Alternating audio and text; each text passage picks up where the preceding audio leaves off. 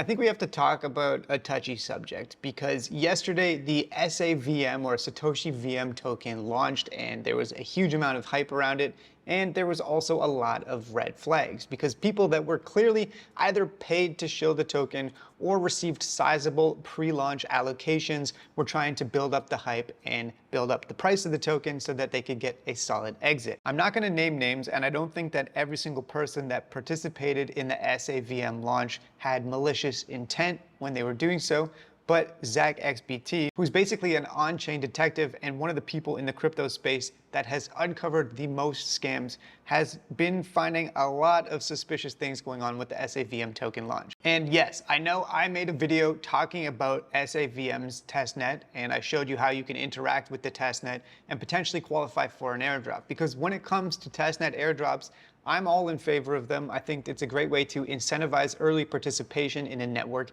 and you get rewarded for stress testing the network and being an early participant with some airdrop token. And the SAVM token may still be airdropped to testnet participants, and if it does, then that'll be great, and I'm definitely supportive of that. However, when it comes to a token launch where certain groups of people have early access at an extremely discounted price, and then obviously are trying to build up hype and FOMO and get people to buy it on the open market afterwards before there's a large circulating quantity, is going to have a massive impact. It's an easy way for people with a large audience and some influence to make a quick dollar, and actually to make a lot of money. I get offers for promoting what I think are scams or rug pulls every single day, but obviously I decline them because I don't want to sell out my audience. And so in today's video, I actually want to walk you through all of the different ways that my channel makes money and some ways that I could be making huge money, but I'm turning down because I don't want to cross that line. I feel like it's important for you, the viewer, to understand that every single person that's producing content and building up a following on any social media platform has a decision to make. They can either try to make money the right way or make money, in my opinion, in the wrong way. So how does my YouTube channel make money, and how does that differ from some of the other influencers out there? Well, for starters, the most basic one, of course, is ad revenue, okay? So on my YouTube channel, there's ads on my videos, and over the past 28 days, that's earned about $2,200, Canadian dollars, mind you, which is a small fraction of a US dollar. Obviously, that's not a bad amount, but it's definitely not me living in the lap of luxury. And aside from ads on my videos, the other main way that I make money from this channel is through referral links, okay? But I only recommend products that I actually like and use myself. And on top of that, a lot of the referrals I'm getting at this point aren't even for real money. They're for points, for MarginFi or something like that, or EtherFi. So if you sign up with my referral link to EtherFi to stake some ETH, yeah, I do get some referrals from that. It's not even actual money at this point. It's just points towards a potential future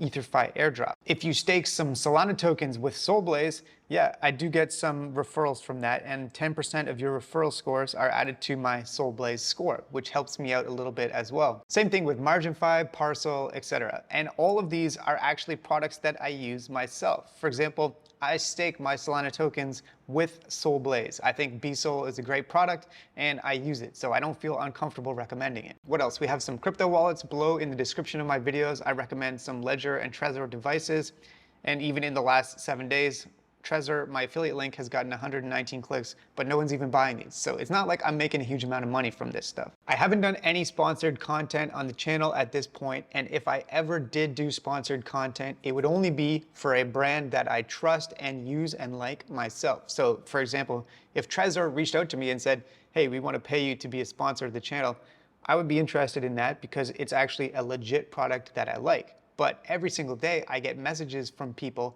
asking me to promote their sketchy projects, their sketchy tokens, their weird scams, and obviously I just ignore all of that. So yeah, it's definitely a grind. I could literally be making thousands of dollars more per week, maybe even per day, if I took some of the deals that were coming my way. And that is the difference. When you see certain types of people start to accept deals, then you know that they have crossed that threshold, that line. And so I do like to think that I'm going about this the right way. Obviously, I'm grateful to anybody that signs up for any of these platforms with my referral links.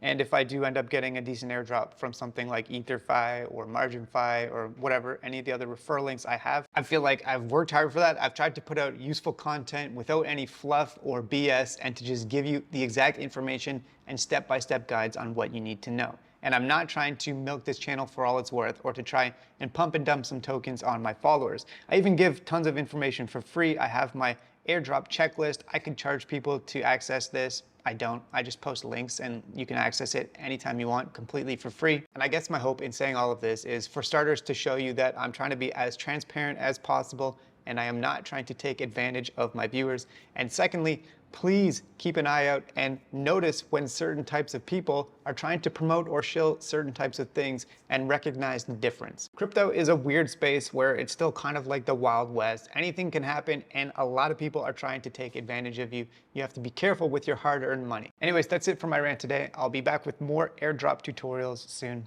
See you later.